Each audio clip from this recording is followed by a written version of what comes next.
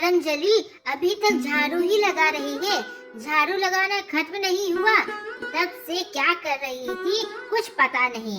खाना कौन बनाएगा? मेरी बिटिया रानी उठने वाली है, जा जल्दी से खाना बना। जी माँ, अभी करती हूँ। पानी भरकर आई ना, इसलिए थोड़ा देर हो गया। अरे अरे देखो, बेशरम लड़की बोलने लगी है, जबान लड़ाती है, जवाब देती है। जा जल्दी से खाना बना। हाँ माँ, जाती हूँ। मैं तो बस कह रही थी कि पानी लाने में थोड़ा देर हो गया, इसलिए थोड़ा समय लग रहा था झाड़ू लगाने में। मैं अभी तुरंत जाती हूँ और दीदी के लिए खाना बना देती हूँ। अच्छा सुन लड़की, ज्यादा जवाब देने की जरूरत नहीं। आज हलवा, पूरी, गुलाब जामुन और खीर और पनीर की सब्जी भी बना देना। और सुनो, छाछ भी बना देना। मेरी बिटिया को बहुत मन कर रहा था ये सारी चीजें खाने पीने के लिए। ठीक है? अच्छा माँ, अभी तुरंत बना देती हूँ। कमला अपनी सौतेली बेटी सुधा को बिल्कुल नापसंद करती थी और वहीं पर अपनी बेटी रूपा को जी जान से प्रेम करती थी। माँ, मैंने दीदी के लिए सारी चीजें बना दी है। मैं भी खा लूं क्या? मुझे बहुत भूख लग रही है। सुबह से इतना काम किया ना, थक गई हूँ और बहुत जोर से भूख लग रही है। अरे अरे अरे, नाटक तो देखो इसका। अब तू खाएगी हलवा पूरी और मिठाइयाँ? जी नहीं, ये सारी चीजें खाने की जरूरत नहीं है। बासी रोटी और बासी सब्जी रखी हुई है, जा दूसरे वाले कमरे में रखी हुई है, जाके निकाल और खा। खाना है तो खा और नहीं तो मत खा। दिमाग अब खाने की जरूरत नहीं है। हलवा पूरी ये खाएगी, ये सिर्फ मेरी बिटिया के लिए बना है, समझी? आइंदा से सोचना भी मत ये सारी चीजें खाने के लिए। बात तो इतने लंबे चौड़े करती है जैसे कि इसकी माँ ने पैसे भेजे हैं। पता है तेरे ऊपर कितना खर्च होता है? हाँ? खाना, रहना, किस तरह से मैं चलाती हूँ यह घर मुझे ही पता है। मैं ज्यादा नाटक तेरे नखरे नहीं उठा सकती। माँ, इतना हल्ला क्यों हो रहा है? मेरी नींद टूट गई माँ। अरे मेरी बिटिया उठ गई। अरे बिटिया, इस करमजली को देखना, इसी ने नाटक शुरू किया घर में और इसकी वजह से ही घर में हल्ला होने लगा। अब इस महारानी को भी तुम्हारे जैसा खाना खाना है। कहती है माँ भूख लगी है, हलवा पूरी मैं खा लूं क्या? माँ एक काम करो, इसको जो हम लोग रूखा सूखा देते हैं ना, वो भी बंद कर दो। भूखे रहेगी ना, तब औकात पता चलेगी इस नाटक लड़की को।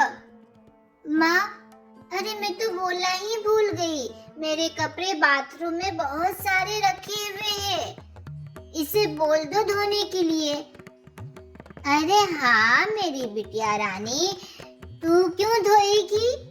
तेरे कपड़े बर्तन सब धोएंगे तेरे नौकर। मेरी बिटिया तो नाजुक है फूल कुमारी, मेरी बिटिया को कोई कष्ट नहीं होगा ये है ना करने के लिए। सुन लड़की, मेरी बिटिया के सारे कपड़े अच्छे तरीके से धुलना और ध्यान से धुलना। अगर कपड़ा फटा या फिर कपड़े में गंदे दिखे तो देखना मैं तेरा क्या हालत करूंगी। नहीं नहीं माँ, मैं अच्छे से कपड़े धो दूंगी दीदी के। मैं कल सुबह सवेरे नदी किनारे जाऊंगी और दीदी के सारे कपड़े अच्छी तरीके से धुलकर घर वापस लेते आऊंगी। अरे महारानी, कल नहीं जाना है, अभी तुरंत जा और कपड़े धोकर ला। समझ में आया? माँ अभी, माँ इतनी भूख लगी है, दोपहर को 1 बजने आया, इतनी कड़ी धूप है, मैं मैं बेहोश होकर कहीं गिर ना जाऊं। और मैंने सुबह से अन्न का एक दाना भी नहीं खाया है, और फिर इतने कपड़े कैसे धोऊंगी माँ? कुछ तो दया करो माँ। अरे अरे, इतना नाटक वाटक करने की जरूरत नहीं है, कपड़े ले और चलते बन। मैं अपनी बिटिया को अच्छा अच्छा खाना खिलाऊंगी। सौतेली माँ का अत्याचार दिन व दिन बढ़ते ही जा रहा था। एक दिन सुधा जंगल में लकड़ी बीनने गई। चलते चलते वहाँ रास्ता वह भटक गई। तभी उसे एक सुंदर सी झोपड़ी दिखी जिसमें एक बुजुर्ग महिला बैठी हुई थी। बेटी, क्या तुम मुझे थोड़ा पानी पिला सकती हो? बहुत प्यास लगी है। मैं बहुत बूढ़ी हो गई हूँ, मुझसे कुछ काम नहीं हो पा रहा। एक गिलास पानी दे देती तो बहुत भला होता बेटा तुम्हारा। जी दादी माँ, अभी लाती हूँ। वह नदी किनारे जाकर मटके में पानी भरकर लाई और दादी माँ को पानी पीने के लिए दिया। फिर सुधा दादी माँ से कहती है, दादी माँ, आप यहाँ क्या अकेले रहती हैं? हाँ बेटा, अकेले ही रहती हूँ, क्या करूँ? अभी तो मुझसे कुछ काम भी नहीं होता, क्या करूँ? ऐसे ही जिंदगी कट रही है। दादी अम्मा, आप बुरा ना माने तो क्या मैं आपकी झोपड़ी में झाड़ू पोछा लगा दूं और क्या आपके लिए खाना बना दूं? आपका घर देखकर लग रहा है कि बहुत दिनों से घर में साफ सफाई नहीं हुई है, और आपको भी देखकर लग रहा है कि आपने भी कई दिनों से खाना नहीं खाया है।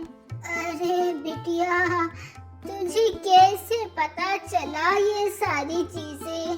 तू बहुत ही भली है। हाँ बिटिया, मैंने बहुत दिनों से खाना नहीं खाया, कुछ खाना बना के खिला दे। सुधा ने झोपड़ी में झाड़ू पोछा किया, दादी माँ के लिए स्वादिष्ट खाना पकाया और दादी अम्मा की सेवा भी की। दादी अम्मा, आपको खाना कैसा लगा? बेटा, आत्मा मेरी तृप्त हो गई। तुमने बहुत ही स्वादिष्ट भोजन बनाया और मेरा घर तो चकाचक चमका दिया बेटा। तुम तो बहुत ही अच्छी लड़की हो। दादी अम्मा, मैं हर रोज आपके पास आ जाया करूंगी और आपका सारा काम करके खाना बनाकर और तब अपने घर जाऊंगी। मैं हर रोज इस जंगल में आती हूँ लकड़ी चुनने के लिए। आपसे जरूर से मिलकर जाऊंगी और आपका सारा काम करके जाऊंगी, क्योंकि आप तो अकेली हैं और आपसे तो काम भी नहीं होता। आप बहुत बूढ़ी हो गई हैं, इसलिए मैं हर रोज आपसे मिलने अवश्य आऊंगी। वह बुजुर्ग स्त्री दरअसल एक जादुई देवी थी। वे सुधा के सेवा भाव से बहुत ही प्रसन्न हुई। बेटी, तुमने बिना किसी स्वार्थ के मेरी सेवा की है। मैं तुम्हें वरदान देती हूँ, तुम जब भी बोलोगी तुम्हारे मुंह से फूल और सोने के सिक्के गिरेंगे। सुधा यह सारी चीजें सुनकर हैरान थी, लेकिन उसने दादी अम्मा का धन्यवाद किया और घर लौट गई। सुधा जब घर लौटी तो घर के अंदर उसके पैरों में एक कांटा चुभ गया और उसके मुंह से "ओए माँ" आवाज निकली। तभी उसके मुंह से 2 सोने के सिक्के गिर पड़े। कमला और रूपा ने यह देखा तो उनकी आंखें चौंधी आ गई। यह चमत्कार कैसे हुआ? सच सच बता, नहीं तो तेरी खाल उधेड़ दूंगी। माँ, मैं जंगल में रास्ता भटक गई थी। तभी जंगल में एक झोपड़ी दिखी जहाँ एक बूढ़ी दादी थी। मैंने उनकी थोड़ी सेवा की तो उन्होंने मुझे वरदान दिया। कमला की आंखों में अब सोने की चमक थी। कमला अपनी बेटी से कहती है, ए मेरी बिटिया रानी सुन, बेटी तू भी जा जंगल में और वैसे ही सेवा कर उस दादी अम्मा की, फिर हमारे पास धन की वर्षा होगी। हाँ माँ, मैं जरूर से जाऊंगी। अब देखना, बहुत हम लोग अमीर हो जाएंगे। रूपा भी जंगल में गई। रास्ते में उसने एक कुत्ते को देखा जो भूखा था, लेकिन उसने कुछ ना दिया। फिर उसे वह झोपड़ी दिखी। बेटी, मुझे थोड़ा पानी दे दोगी क्या? बहुत प्यास लगी है। अरे अरे बुढ़िया, मैं कोई नौकरानी नहीं हूँ, खुद ही जाके पी लो। बुजुर्ग स्त्री चुप रही। फिर रूपा ने झोपड़ी के अंदर घुसकर सारा सामान उलट पुलट किया और कहा, ए बुढ़िया, चल जल्दी वरदान दे। मेरी बहन को दिया था ना तूने, बस वैसा ही वरदान दे मुझे भी। दादी अम्मा बहुत ही गंभीर स्वर में कहती है, तू घमंडी, आलसी और स्वार्थी है। जा, तुझे श्राप देती हूँ। जो भी तू बोलेगी तेरे मुंह से मेढक और कीड़े ही निकलेंगे। रूपा डर कर भागी और घर आते ही माँ पुकारा और उसके मुंह से मेढक निकल पड़े। घर में चीख पुकार मच गई। कमला को जब सच्चाई का पता चला तो वह पछताई, लेकिन देर हो चुकी थी।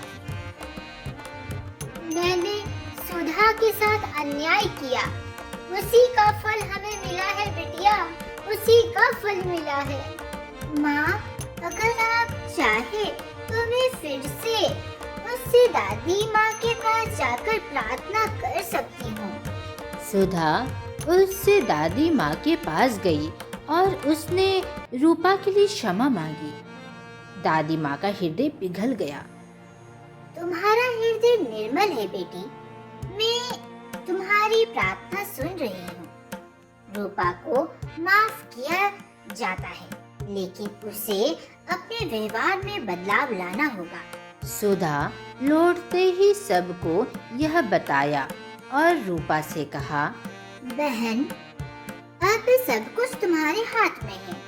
अगर तुम सच में बदलना चाहो तो एक नया जीवन मिल सकता है। बहन, मुझे माफ कर दो। मैंने भी तुम्हारे साथ बहुत ही खराब से बात किया है और बहुत अन्याय किया है। मुझे इसकी सजा मिल गई है। अब मुझे समझ में आ गया है कि मेरी क्या गलती थी। अब हम लोग बहुत ही अच्छे से रहेंगे और मैं अपने आप को बदलने की जरूर से कोशिश करूंगी। तुम बहुत अच्छी हो मेरी बहना। उस दिन के बाद से सभी लोग बहुत ही मिलजुल कर प्यार से रहने लगे। सीख, सेवा भाव और सच्चा मन सदा पुरस्कार पाता है। लालच, घमंड और आलस्य हमेशा विनाश की ओर ले जाता है।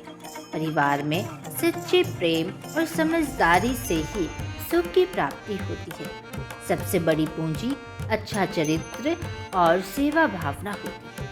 आज का प्रश्न, क्या आप बता सकते हैं सौतेली माँ का क्या नाम था?